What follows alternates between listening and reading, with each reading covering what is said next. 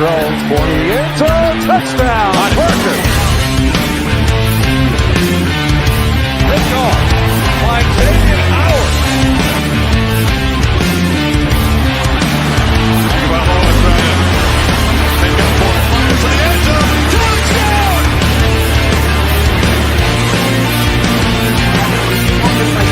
That's hard work.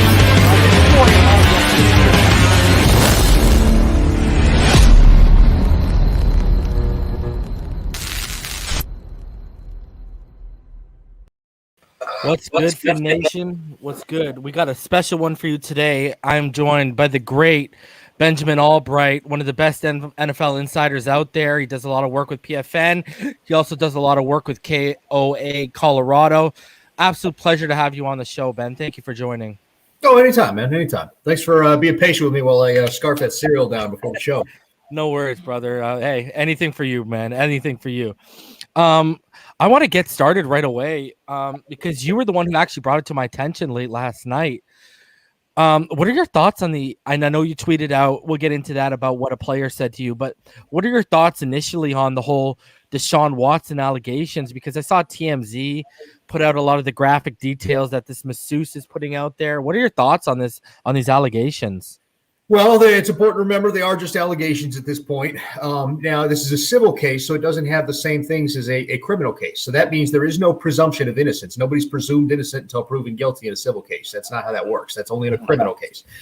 So that said, I don't want it to be true. DeShaun Watson has been such a pillar of the community. He's been such a great guy off the field that I don't want it to be true. I mean, it's similar to the ways that we didn't want it to be true about certain other people that ended up being true about, or in some cases not true about. So, I think for me personally, on a personal level, I don't want it to be true, but I have to remove myself from that, when we're talking about this and reporting on it, because, I can't be sitting there hoping something and only reporting to that hope. You know what I mean? So it was important to get everything out there as much as this attorney, there's some kind of oddball things about all this. The attorney involved who's filing on behalf of the plaintiff was Bob McNair's neighbor.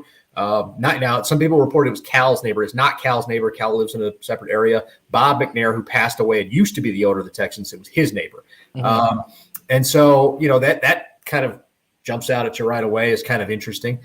This guy has always had kind of a zany kind of quest for attention kind of thing.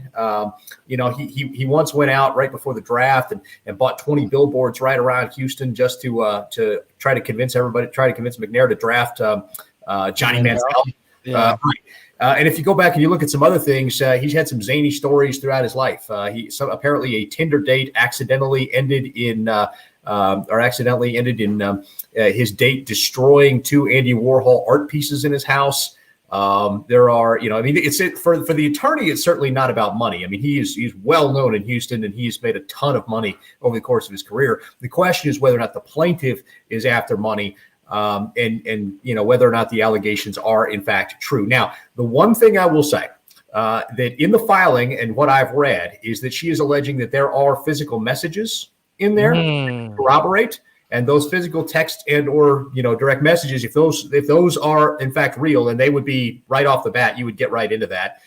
In the case, if those are real and those are there, that presents a problem for DeShaun Watson. So we'll see. We'll see as far as this kind of stuff goes. And but your first instinct is not to believe it based on who you know DeShaun Watson to be or who you think you know DeShaun Watson to be. But in our case, we got to set that aside and come back to what are the facts here and go with that, and then come back to get a conclusion, not what we hope the outcome actually is.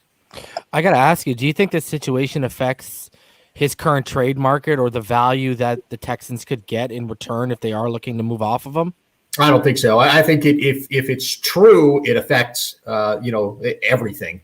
If it's not true, then I don't think it affects a thing. And so the market for DeShaun Watson is still going to be, hey, you're a top 7 quarterback in the NFL. We're going to pay what it takes to get you.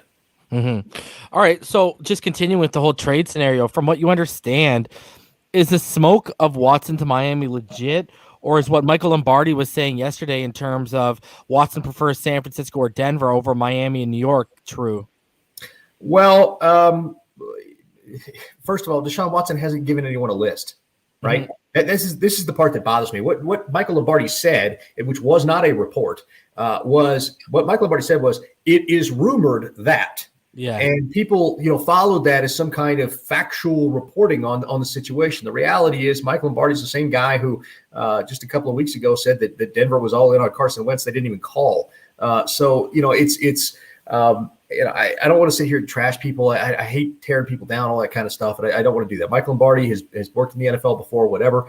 But on this particular situation, I find it irresponsible to reporting rumor as fact without specifically state this is a rumor, and making that very clear. And I didn't feel like he did that.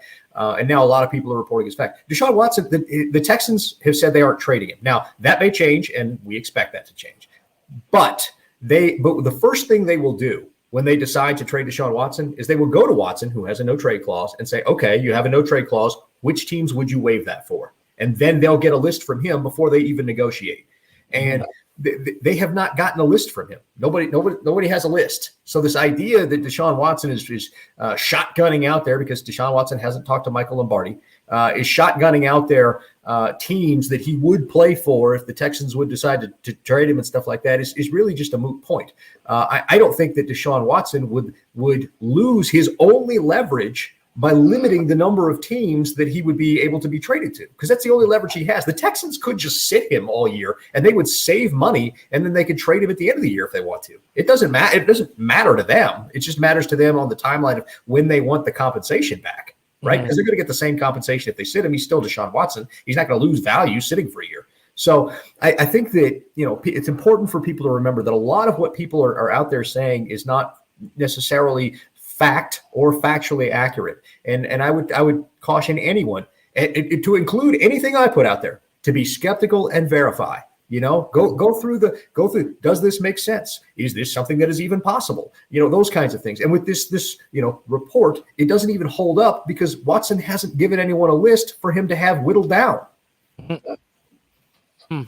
Wow, you made I love it, bro, because you don't understand what we're putting up with in terms of Dolphins Twitter, Dolphins YouTube, wherever. It's like this is worse than the Josh Rosen situation. So, just keeping up with this. Obviously, the smoke has been around Tua Tagovailoa, and this whole situation. After 1 year and only 9 games, what are your initial thoughts on Tua Tagovailoa, the quarterback?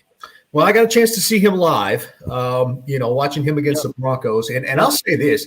He looks like a quarterback that is afraid to take deep shots. I don't know if that's a function of the offense, and it didn't feel like it because he got benched for Ryan Fitzpatrick in that game, and Fitzpatrick had no problem uncorking it. So it feels like to me that maybe Tua got either coached up at some point in college or, before, that making mistakes and turning the football over was like the end of the world. And so he's kind of adopted, it feels like, this almost Alex Smith-like mentality where he is just afraid to take deep shots unless they are wide open. And I think if you can – it's almost the opposite problem of the quarterback he was playing against in Drew Lock, who refuses to take the easy stuff in front of him and just wants to uncork YOLO balls all day. And so I feel like that if you could merge those two, you'd have a hell of a quarterback. I think it's easier to coach Tua up to take those, hey, look, it's okay. Let's start taking shots in practice than it would be to get another quarterback to rein it in. And I thought Tua he was hyper efficient when he was out there, but a lot of that was padded by the fact that he was just taking the easy stuff. And if you start to look at, what was he getting in terms of yards per drive and points per drive? Well, those numbers were lower than Ryan Fitzpatrick because he was hyper efficient and couldn't get first downs with all the short stuff that he was taking. It caused the offense to come off the field. So I think there's something there with Tua. I think there's something that you can build on with him. But my initial impression from having seen him in that game and then the limited television work that I got on him was he just looks like a quarterback that's afraid to make a mistake. I got to ask you, what are your thoughts on Drew Lock? Because in that rookie season, man, I thought he really flashed at times. I saw moments where, he would make a mistake and he wouldn't make the same mistake again. It was almost as if he was adjusting on the fly. Are the Broncos, because I've been following you and what you've said about how they want to bring in competition for him, are they really not sold on him yet? Not sold is probably not the right word. They like his upside. They think he can become something, but the question is how long is that going to take? And they know they need to get more consistent to be more competitive now. So, they're going to look at bringing in veteran competition to push him. I think that last year, he didn't have a training camp. They had a brand new offense, and everybody out there was young and in their first or second years. This is going to be a little bit different. Second year in the offense might give him a chance to kind of take that jump and become what they thought he could be when he kind of flashed, I guess, in year one. In terms of, who and what he is, he's got tools. He's a fun guy. People want to play for him. He's a good leader in the huddle. He has a problem with, with taking shots when he shouldn't, trusting his arm when he shouldn't, because he got away with it so long in high school and college. And so, you see a lot of that with guys coming in, especially young quarterbacks. They trust their arm too much because they've gotten away with it, in college and high school. It's kind of, like I said, the anti-Tua problem here. In fact, you saw it with Josh Allen a lot, and the problem with Allen and all that kind of stuff. And Allen finally got it together in his third year. So my thoughts on this are, I would give Drew Lock this training camp versus a veteran that you bring in and see what he's got. And if he's not it, then you're going to be all in on a quarterback next year anyway. Mm-hmm. All right, just going back to when we played you guys this past year, did you come away? Because, Bradley Chubb absolutely dominated Austin Jackson. Did you come away saying this offensive line in Miami is not very good? I wouldn't say not very good overall. They had bright spots, but there was definitely some rough edges there in that game when, watching it. Like I said, Chubb kind of had his way out there. It needs some improvement, but we've known that what was it last year? Not this past season before last, where Miami had the worst offensive line in the league. And now you're talking about it. They're slowly making improvements. They've added pieces to it that are making it better. I think you're about 60% of the way there. I think you need one or two more pieces on that offensive line. You're going to be there, but as it grows together, it will get better. I don't think they're the worst offensive line in the league anymore. And, I think they're trending upwards. So that's obviously or hopefully a good thing. Yeah. A theory being passed around, and I know you addressed this on Twitter, but I'd just like for you to address it here. A theory being passed around is the number 3 pick from the Dolphins traded to the Broncos for Jerry Jeudy and the number 9 pick. A, would you guys even entertain that? And B, take Jerry Jeudy out of the equation. Would you guys even be looking to move up that high for a quarterback with Drew Lock on the roster?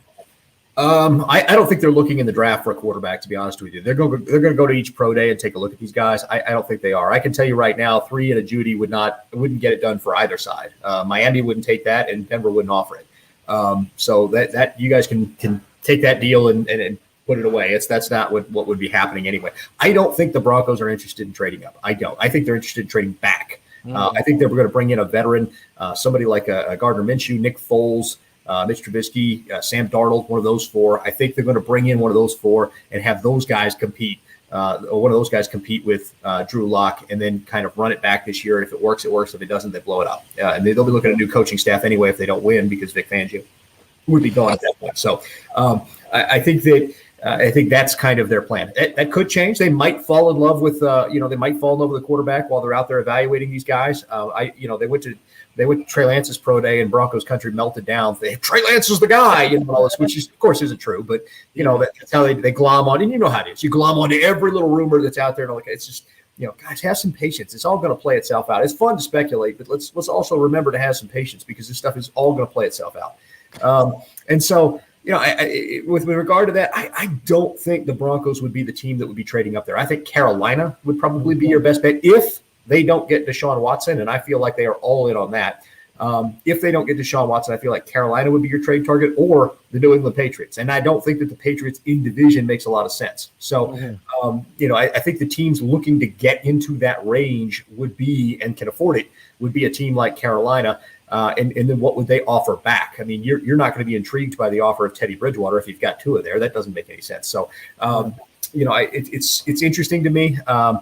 The only other thing, unless you've got a team that's just desperate to leapfrog for an offensive tackle, and that really doesn't make a lot of sense. You could play a quarterback premium for an offensive tackle. So I think if you just look at the evidence, with that, you don't even have to know anything going on in the background between these teams. Just look at the evidence, right? And the evidence would suggest that the teams that would need to move up to 3 would be moving up for a quarterback. The teams that are in the market for a quarterback, well, one of those is the Patriots. You're probably not trading in division. One of those is the Broncos, and I can tell you from background information, I don't think they're trading up for a quarterback. In fact, I don't think they're drafting a quarterback early. I think they're going to the veteran route, but we'll see.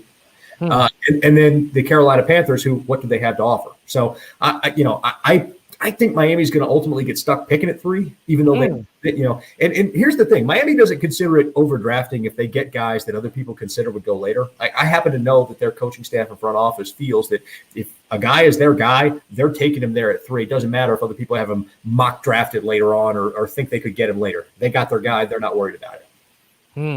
I just wanted to ask you another question about the Broncos. If you guys are stuck at 9, is Caleb Farley or a J.C. Horn a real possibility? I don't think Caleb Farley. In fact, I think Caleb Farley is going to go a lot later in the draft than people think. I don't think he's a top 15 pick. I see a lot of mock drafts to him at 9. Everybody and their mother has him mock drafted the Broncos at 9. I don't think that's the case. I think the Broncos are going to trade back out of 9. I really do. And if they were stuck at 9, I think J.C. Horn or Patrick Surtain would be the pick more so than Caleb Farley, who again I think is going to go later than people are currently projecting. Oh, I like it. Hot take. What's your impression on the way the New England Patriots have spent so far in free agency? What are you doing? I kind of get it because Bill Belichick's model for the longest time has been spending in free agency. It's just different now. Previously, he had a Hall of Fame quarterback who had won a bunch of Super Bowls, considered the greatest of all time, and guys would take discounts to come play with him because they thought they had the opportunity to win a ring. And the problem is now you don't have that.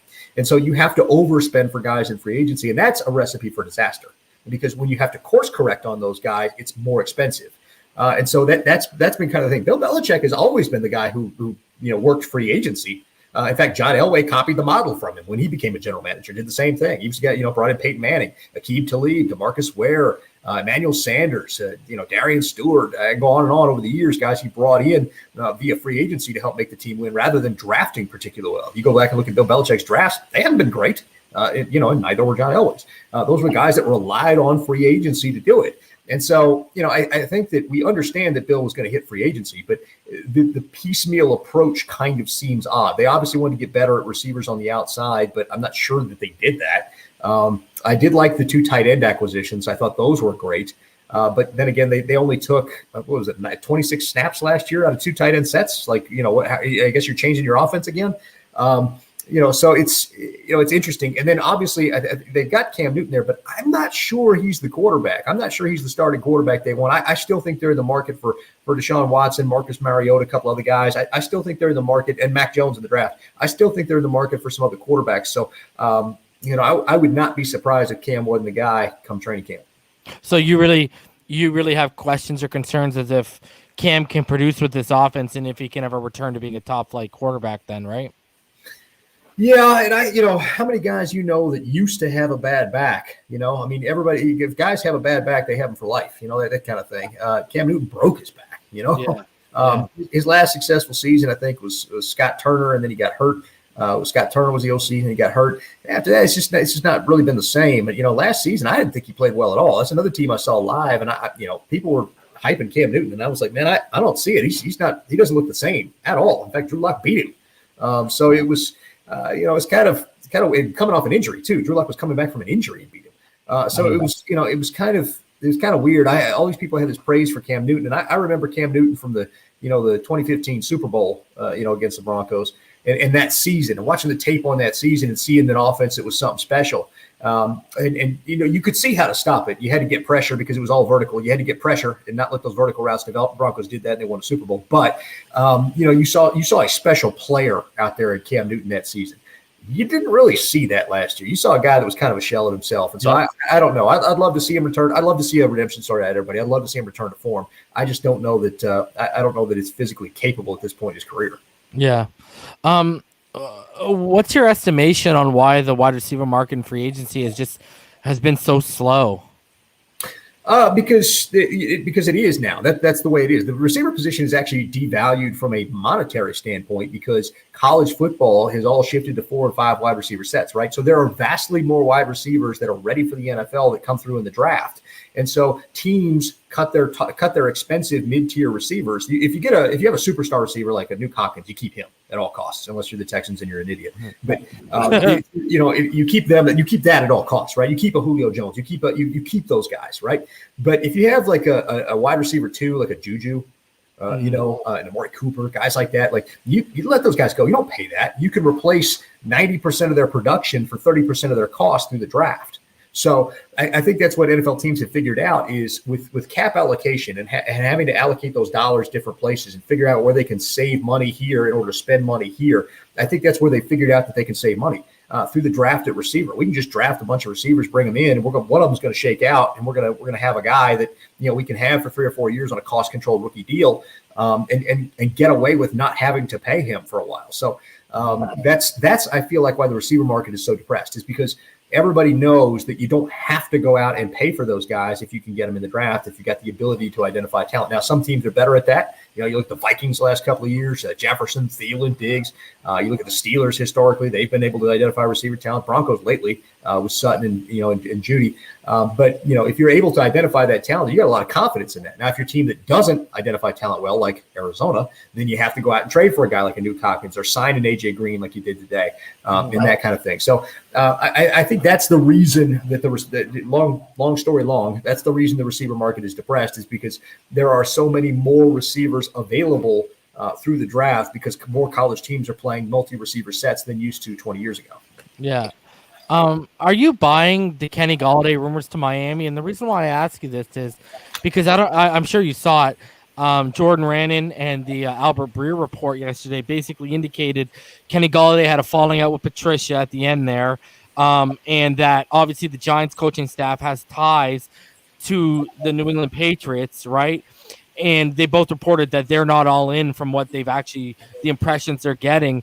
And obviously our head coach is Brian Flores and our GM is Chris Greer. The Patriot ties are there. It makes sense now why Stafford didn't want to go to New England because of the whole Patricia thing and the tie. Are you buying the whole Kenny Golladay rumors to Miami right now? Well, you got to remember the Miami staff has ties to New England as well. With Brian Flores. So I don't know that I don't know that I necessarily buy it from that perspective. I had heard New York was probably the leader in the clubhouse, but I don't know for a fact. I didn't read those reports, by the way, so I'm not familiar with them. Okay. Unfortunately, I've been too busy this week. That's the thing with free agency. It's like I don't get a chance to read what everybody else is doing, so I can be behind on something, ahead on some things, and behind on some things because free agency just gets so hectic. So, speaking of which, hang on just a second. No worries. No, it's fine. It's not important.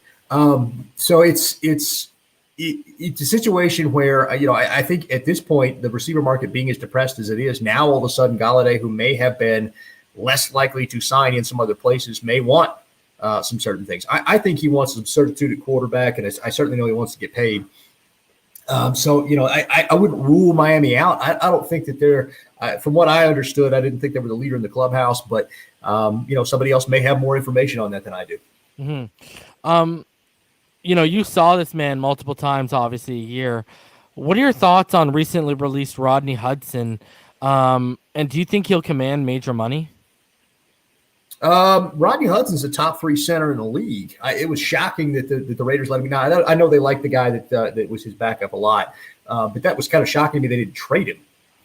Felt like to me, it would have saved you cap costs, and you could have got an asset back. So I don't know if there was something else going on there, but that was certainly interesting. I think that Rodney Hudson's a great player. He's certainly going to get decent money on the free agent market.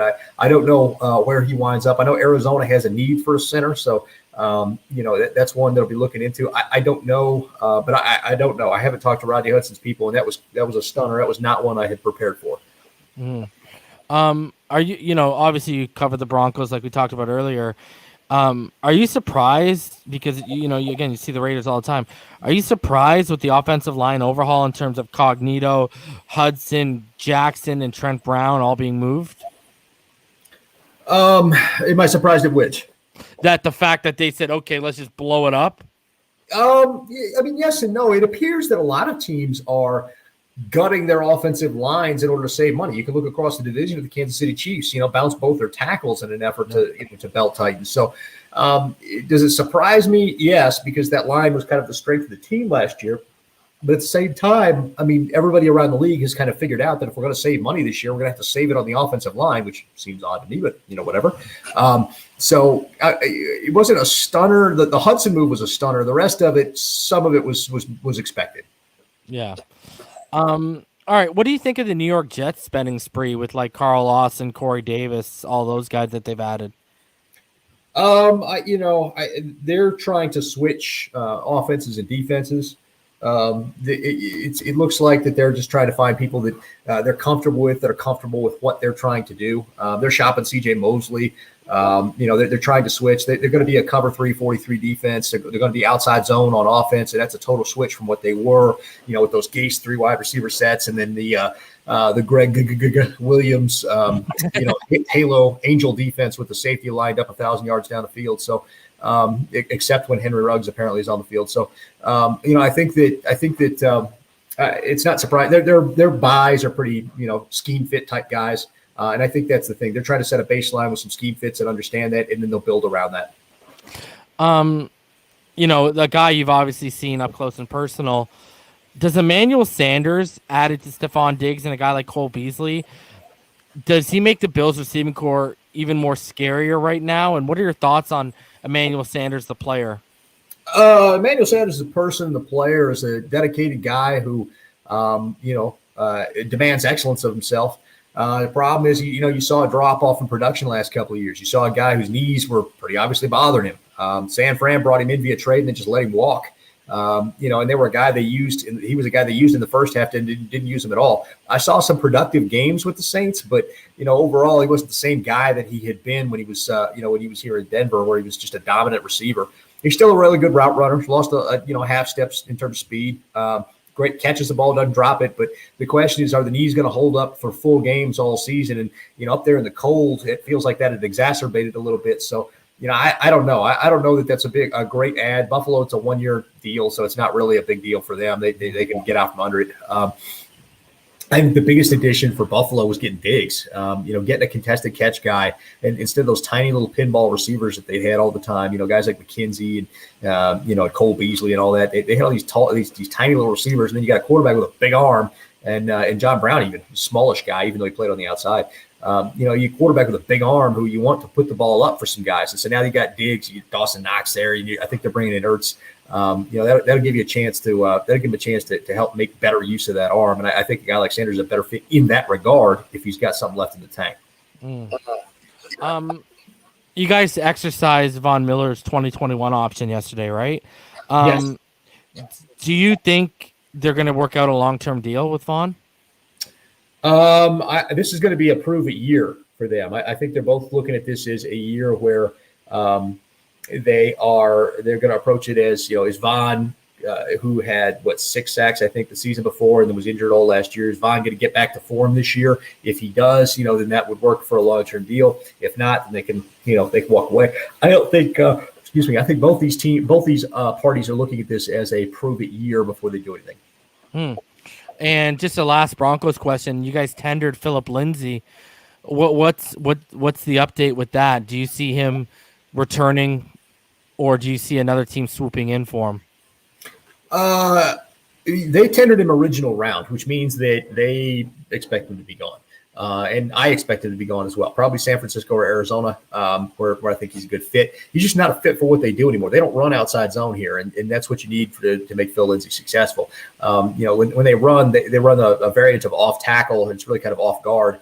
And so it's a lot of inside running. You need to be a bigger back for that. And then in the Pat Shurmur offense, if you're a running back, you need to be able to pass protect, and you need to be able to catch the ball well out of the backfield. And those are two things Phil Lindsay does not do well. Which is weird because he caught the ball well in college, but he just has not caught the ball well in the pros. But in terms of pass protection, you don't want a $175 running back there trying to keep your quarterback clean when Joey Bosa's staring down the barrel of sacking him. So you get smoked. And so that was the thing. You put Phil Lindsay on the field, you're tipping your hand as to what you're doing. You're either handing it off to Phil Lindsay or you're throwing with an empty protection set because he can't protect. So.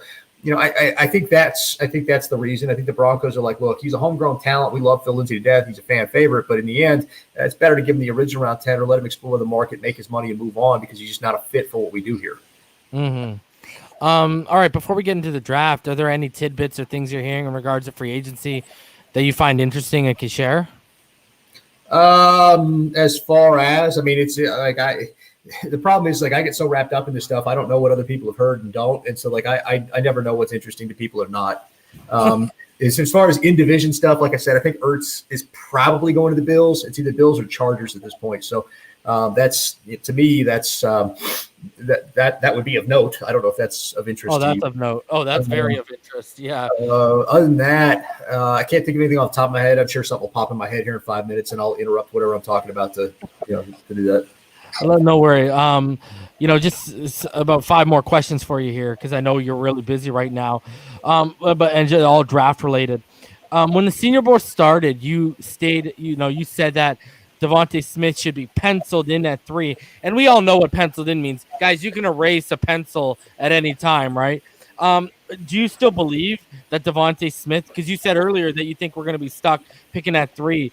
Do you think Devonta should still be penciled in at that position right now? Yes, I do. I think that they're looking at a receiver and a running back, and I think that those things are probably first and early second round consideration. Early second round considerations. So I would suggest that would be, to me, would be one they're after. I mean, obviously Chase and Waddler, would be in the mix as well. But I really think that it's going to be Smith. I do. We'll see. We'll see. How that plays out. Like everything, I've been wrong before. Of course, last year I knew it was Tua, way out. So, that was, I think a lot of people did, but that was, it's one of those things that I feel like that's where that's going. I'm not sitting in their war room, so I don't know if they've changed their mind on that, but I can tell you that they like him as a player. And I would, if I were making a mock draft, that's what I would put in there right now.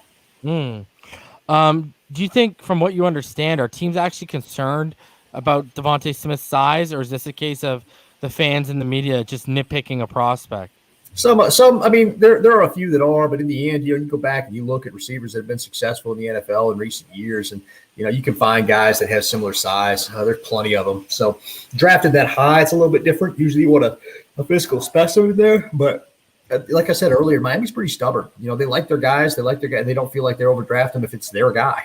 So, and I love that mentality. I really do, because like it invokes a confidence in what it is that you're doing and evaluating the guy. So no, I don't think it's that big a deal. I mean, how many games has Hollywood Brown missed? He's roughly the same size. So I don't buy a lot of that. I don't buy a lot of that in terms of being worried about his size. You can either play or you can't. And with the modern rules, it's not like he's getting blasted over the middle all the time anymore defenselessly like he used to 20 years ago. Mm-hmm. All right. So when it comes to trading back, is your thoughts really only the Panthers are in play? Like, do you believe that the Eagles and what they said that they're all in on Hurts? And do you think the Lions are just moving forward with Goff and they'd be more willing to trade back and accumulate assets to help the rebuild? Okay, that's several questions. Let's start with the Eagles.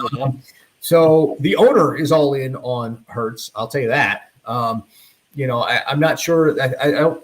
From my understanding, I don't think the coaching staff is as sold, but they're just kind of going to go ahead and do their thing. I think the coaching staff wanted to bring in somebody they knew, like Jacoby Brissett, as a backup or have input on a draft pick, and I don't think they're going to get that. So I think the ownership is sold on Hurts, and they're just going to have to go with it.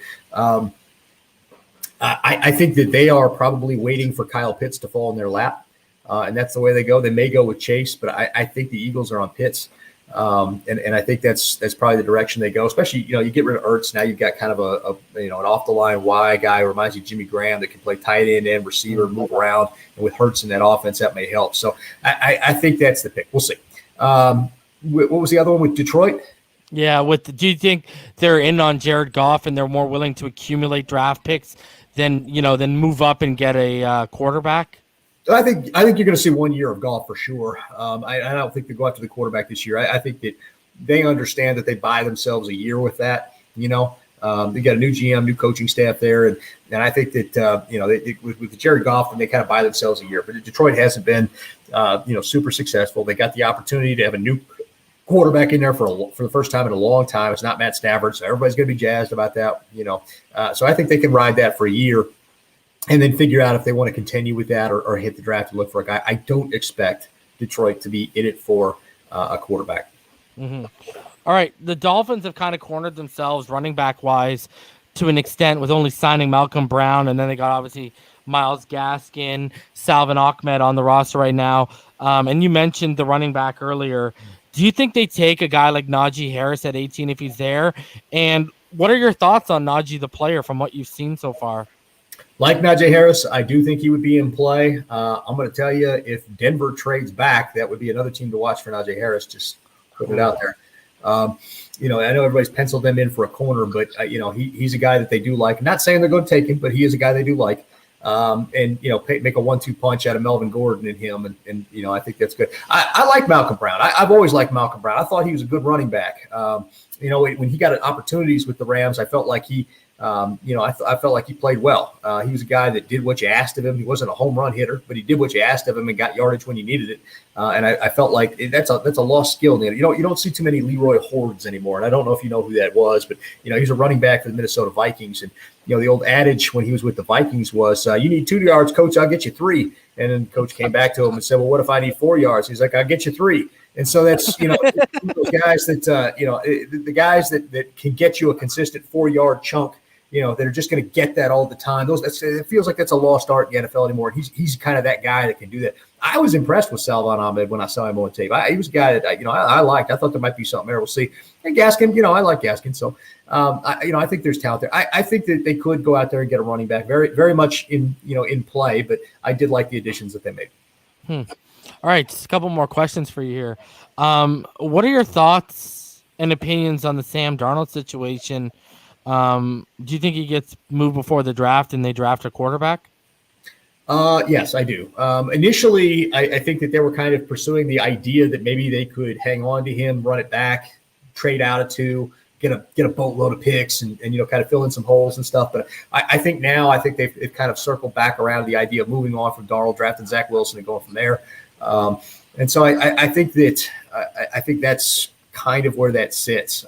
There are several teams out there be interested in Darnold. I think there's like 8 teams that in on that, including Denver. And so I think that's the direction they've come back to. So we'll see. But I think that's very likely. Okay, my last question for you, brother, because I know you're super busy. What's the difference between this year and last year in terms of? I mean, we could sit here and make the argument, Ben, that in terms of tape, Tua had much better tape than what Zach Wilson, Justin Fields, Mac Jones, and Trey Lance have put out. In terms of athletic ability, arm, and prototypical size, we could make the argument that Justin Herbert has more to offer than those same guys as well. Yet, no team last year was willing to move up and secure one of those guys. They just let the board fall to them. What's the difference this year in terms of all these teams willing to trade up? And do you think it could end up where they just let the board fall? It could. It could end up where you let the board fall. I think that the difference is you got different thirsty teams this year. It's just a different situation.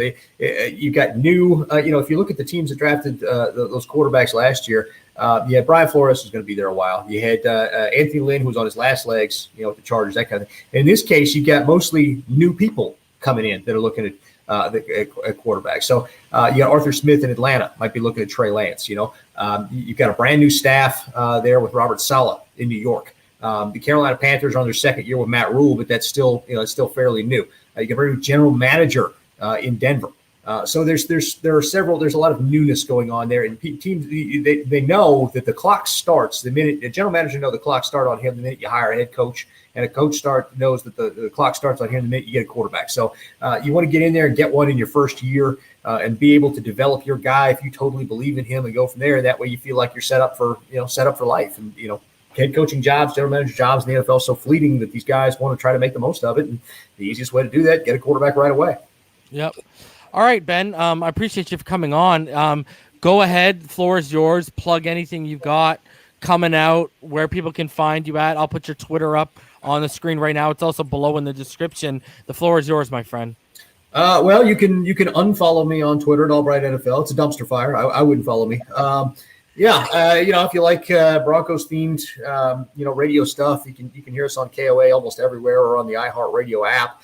We do some national coverage as well, so we try to get around a little bit of everything. But it is the flagship. It is the Broncos official station. In fact, we broadcast from inside Broncos headquarters. Like I have a key card to the building and everything. So, that kind of thing. All these other people claim to be insiders or whatever. We are actually inside the building. Although I hate that term. I hate that insider term. I hate it something awful. So yeah, you want to listen, there you go. If you want to watch, there you go. You want to read, there you go. All the things are right there. If you don't, hey, I ain't mad at you. Do your thing. I appreciate you for coming on, Ben. I really do, man. I know it's one of the busiest times of the season for you, so thank you for taking some time out of your valuable schedule, man. I appreciate you. Oh, anytime, man. Appreciate you.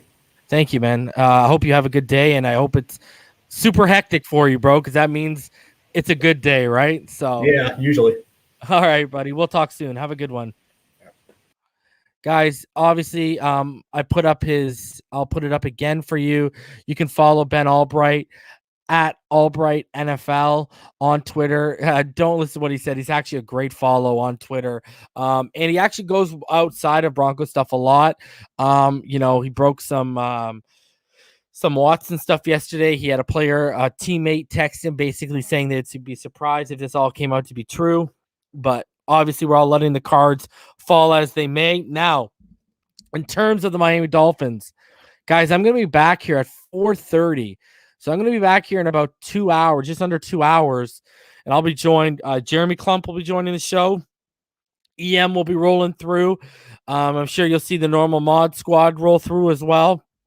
And we're going to be talking about what we've done so far. And I want to bring up a couple things too before we get out of here, before I sign out for a little bit, in terms of what the Dolphins have done so far. Because if people haven't been paying attention or been at work and haven't had a chance, there's a couple interesting tidbits that I want to go over here. First of all, if any of y'all were listening to me about Azeez Ojulari, I mean, go look at what his pro day was today, guys.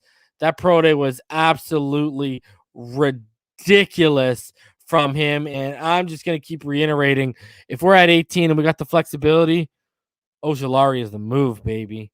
I mean, he just went off today. It was just a beautiful thing. But anyways, let's get to the Miami Dolphins. A few things. So if you guys haven't seen, the Miami Dolphins, they did make some signings today, obviously. One of the signings they made, as we roll through them here, is former Patriot Adam Butler was signed to a 2-year deal. Now, if you go, he's a nose tackle, defensive tackle, nose tackle. Mainly took a lot of snaps at the nose last year. Mainly used in pass rushing situations. He can get you 5 or 6 sacks a season from the interior. Great pass rusher, not so stout in the run game. I think he only has like 54 run stops over his 4-year career. So he's not exactly lighting it up in the run game. But this will allow, like me and EM have been preaching, stand up that boy, Ogba. And now on pass situations, you can flank Butler with Raekwon, or you can keep Raekwon in and have Butler as the DE on the left side, and you can have Wilkins on the other side. So gives them a little bit of flexibility. Short-term deal, a Flores guy, scheme familiarity. Zach Seiler is also, going to be used. So this is basically he's a different player than Godshaw, but in terms of body, he's another body added to the defensive tackle position, right? So gotta love to see that. Now, they did have their first signing of the day. They went out and again, he's coming back with the Lions with Patricia, but it's another former Patriot tie, Justin Coleman. 1-year deal worth up to $2.75 million. And guys, Justin Coleman is more of a slot guy. All right. He's stellar in the slot. Absolutely stellar in the slot. And he's also a special teams contributor. So just another depth piece signing. I know everyone hasn't got the news they've been waiting on yet in terms of a legit starter being added to this roster. But, like I told EM and like I tell y'all, I think what's going on is they're filling out all the holes while they're waiting for the wide receiver market to come down. That's where that's where I truly think they're at right now, guys. I think they're waiting for that wide receiver market to ease up a little bit, and then you're going to see them make a move. So, be prepared because it could be coming sooner rather than later. All right, and then more news, guys. Ted Karras is off the market. Ted Karras has gone back to New England on a 1-year, $4 million deal. So Miami will have a new center in 2021. Barry Jackson says that the Dolphins directly told him on multiple occasions the past 2 months they wanted him back, but that his situation would not be addressed early in free agency. So rather than waiting on the Dolphins, Karras is off to New England, and this leaves, Hudson hasn't officially been released yet. Are they trying to trade him? Are they trying to get some value? So, do you trade for Hudson? Hey, do you need flowers? You need flowers, butter? I'll trade you flowers. Let's go. Do you need Hudson? You going to trade for Hudson, or are you going to go in on Andrews? What's crazy is, and what no one's talking about for some reason, I don't know why, the David Andrews rumor mill has, with Miami, quieted down right away when Rodney Hudson got released. So you got to be asking yourself this question. So, I mean, and again, guys, Hudson's already been paid $12 million this year, right? I believe they released him. He only voided about $3.5 million, but $12 million he was already paid. So the Raiders have already paid him. So if he's released or if he's traded, he hasn't been, he hasn't officially been released yet, but he asked for his release. He said he's willing to void the remaining $3.5 million. If he's released, he's already been paid, so he might not be as expensive as you guys are talking about. Now, if he's being traded, that's a little bit more of an interesting point. And if he's being traded, that might work out in our favor. Let's not lie to ourselves right now, right? And I got a couple more tidbits I want to go over with you guys before I get out of here. And one of them is going to be about what the cost of a DeShaun Watson will be. The other one is a little excerpt from Jason LaCanfora's article today. So let's go into Jason LaCanfora's article. So a little tidbit I screenshot and posted up on Twitter today, an excerpt from it. He says, and I continue to hear the Dolphins have already let it be known that they are open for business with the 3rd overall pick, which they stole from the Texans in the Tunsil trade. But there is a catch. They don't want to move down too far because they are super high on both Alabama receivers. Jamar Chase, where you at? On both Alabama receivers, and want to be in a position to land one of them, which could also explain the very slow-moving receiver market in free agency, with the Dolphins believed by many to be a top destination for Kenny Golladay. So right there in front of your face, right there in front of you, there it is, right for your eyes. They want the Alabama boys, so they don't want to move too far back. Interesting stuff, guys. Like, super interesting stuff. So, right there in front of you. They don't want to trade down, which we all said, right? Like, they're not going to trade down to 10. They're not going to trade out of the top 10. Not going to happen. So, really interesting stuff. And the other thing is, people got to remember, this is a very deep wide receiver class. You could double up and no problem. So why are you going to go pay a bunch of money? Now, what does change this is if they sign one of these receivers. Then all of a sudden, is receiver still in play at top 10? So that's what the interesting thing is. And King 6 says Waddle isn't better than Smith. Based on what? Let me hit you with something. Did you know Jalen Waddle averages a higher yards per reception over his career at Alabama than Smith, Judy, Ruggs, whoever you want to name that was playing with them? Waddle averages more yards per reception. It's just with Tua, he wasn't targeted as much. And this year, he was outproducing Devonta Smith until he got hurt. Go look at the numbers. He had more yards on less catches, and he had more touchdowns, and he had a higher average of yards per reception than what Smith had. If Waddle doesn't get hurt, Smith might not have won the Heisman Trophy. On top of that, the guy's got 4.27 speed. Devonta Smith ain't hitting the 4.2s as much as we love him. I think he'd be lucky to hit the 4.3s. Brother, King Sick, could Waddle be our number one with his frame? What are you talking about, bro? He's the same size as Tyreek Hill. Literally. He's the same size as Tyreek Hill. I think he's a little bit taller. He's 5'11". So that's what I'm sitting here saying. What undersized? Alex, undersized how? Same size as Tyreek Hill. Like, this is what I'm sitting here saying. If he's undersized, what is Devonta Smith at 6'1", 175? Like, come on, guys. So, I mean, take that for what it's worth. It's Jason Lockenfora. Yeah, and Hill is a bit shorter. Hill's like an inch shorter than him. So, I'm just saying. All right. Next little piece of information, which I think is very interesting for all you Watson wanters, as I like to call you guys now. I want y'all to see. It's come out. Guys, it's come out what was offered for Russell Wilson. This is official.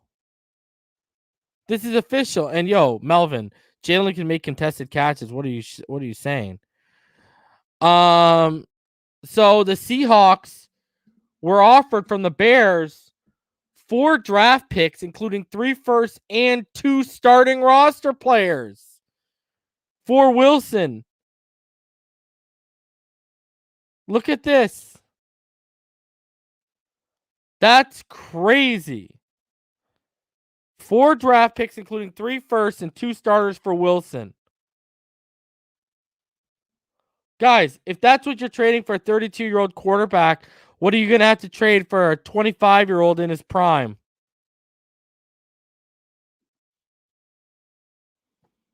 Like, let's put this into perspective right now. What are you going to have to trade?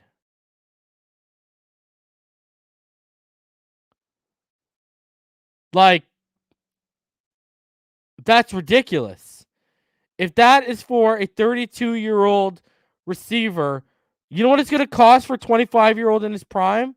And I'll tell you right now, that package that went up for Wilson, you really actually think the Dolphins are going to offer something like that up for Watson?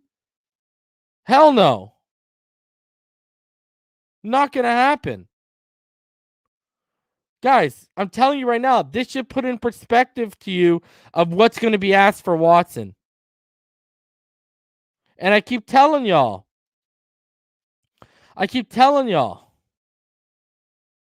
Roadrunner, you're crazy. 5 number ones? Bro, thank God you're not in charge. Are you crazy? That would be stupid, bro. Come on, man. That's fucking retarded if you're willing to give up 5 ones. That's absolutely stupid. 5 years of first-round picks for one player? Buddy, you're letting your hate for Tua cloud your fucking... You're letting it cloud your judgment if you're willing to give up 5 first-round picks for a player. That is unbelievable, man. And the hate you have for a player after only 9 games – makes me question your judgment to begin with, quite frankly.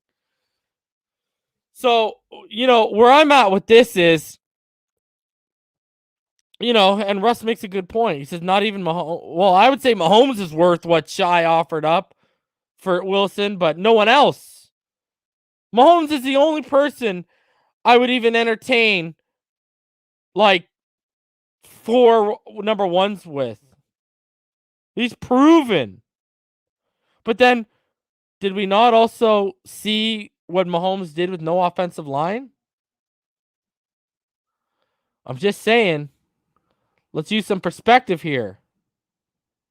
So, I don't know. It's going to be interesting to see because I'll tell y'all right now, we got about an hour until free agency starts, an hour and a half until I'll be right back here. I'm going to actually turn around and open the room right back up after I'm done here so you guys can go in there and chat away and be ready. For all you Watson wanters, for all of us who support our current quarterback, here's the issue. We have done nothing to upgrade this offense. Not a damn thing. Not a damn thing.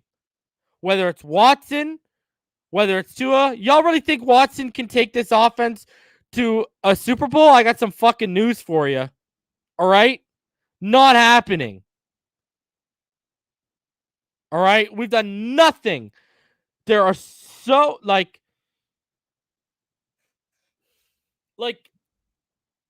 me put it this way. They're either setting Tua up to fail, or they're going to make a move for Watson and set him up for a first-round exit. They've done nothing. Absolutely nothing. And this is a problem. How I see it, at least. This is a problem right now.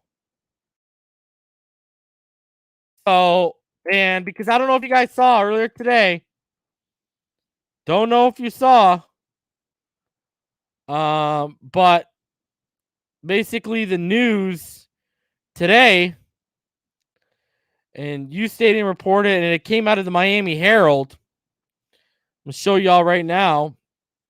This came from the Miami Herald, though. Allen Hurns and Albert Wilson opted out of 2020 due to COVID concerns, and both are expected to return to Miami this year. The Dolphins have both in their plans, and it says here, courtesy of the Miami Herald. So what? What's your upgrade? The COVID guys coming back? Because here's my thing.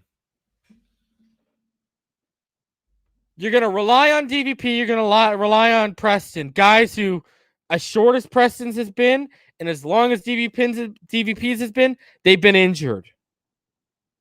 Then you got Grant, who's still on the roster. Add Wilson and Hurns. Both do also have injury concerns. Lynn Bowden Jr. What? You're expecting 1 or 2 rookies to come in, and all of a sudden, this receiving core takes off? I keep telling y'all. Justin Jefferson, that was an anomaly, man. That doesn't always happen. That rarely happens. So what? We're expecting a rookie or 2 to carry the workload and be what props this receiver core up? Especially if Preston gets hurt again or DVP gets hurt again? This is a dangerous game they're playing. And the worst thing of this all, too, is they haven't upgraded the offensive line.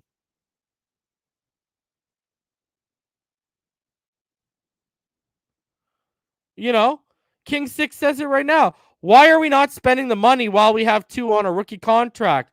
Brother, your guess is as good as mine. Because this is when you spend.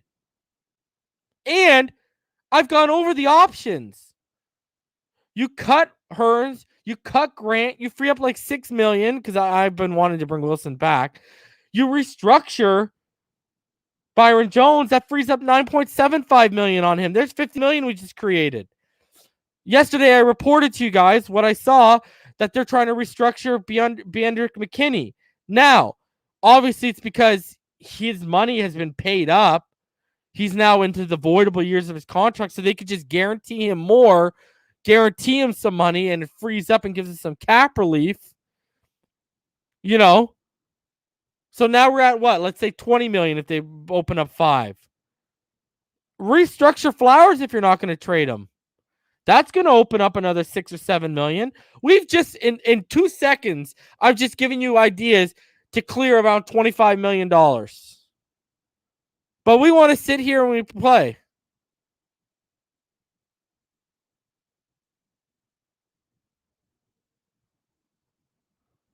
Like, it's absolutely unreal.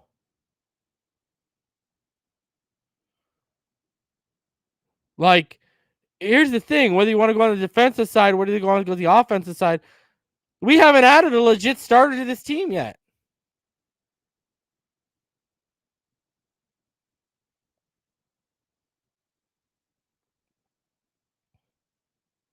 So, you got a rookie quarterback on a rookie contract, and you're sitting on your hands. And I told y'all when I was on TD's channel last year around this time, when we signed that Flowers contract, that was a bad move. We overpaid.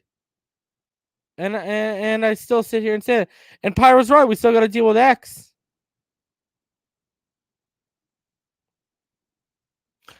So, I'm just saying, guys. Anyways, I'll be back at 4:30 p.m. Eastern Time in about an hour and 24 minutes. And we'll get it rolling. And we'll be talking nothing but free agency. And we'll have guests. We'll have some of the mods come up here. I might open it up to you guys too. So y'all already know what time it is. Guys, we will see you sooner rather than later. This is the matinee episode of Phinside the NFL. I'll see all y'all back here in a little over an hour. Until that time, you already know what time it is. Fins up all day, every day, baby.